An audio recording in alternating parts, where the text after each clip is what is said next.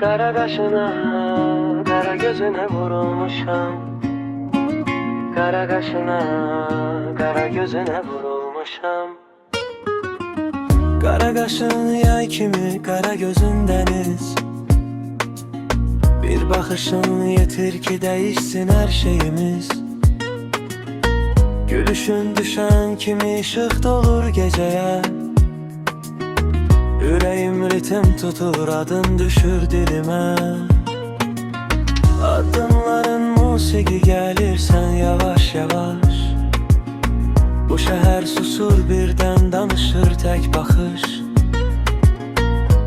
Yanımda olanda dertler olur hatire. Bu sevgi sadedir, bezeksiz halisçe. Kara kaşına, kara gözüne vurulmuşam.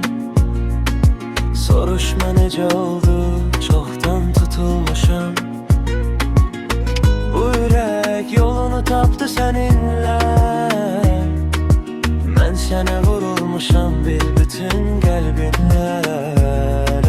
Kara kaşına, kara gözüne vurulmuşam. Soruşma nece oldu, çoktan tutulmuşam. Bu yürek yolunu taptı seninle.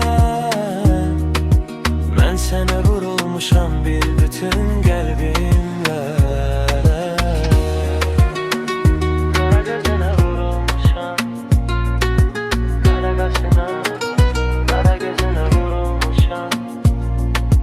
Kara kaşına, kara gözüne vurulmuşam. Kara kaşına, kara gözüne vurulmuşam.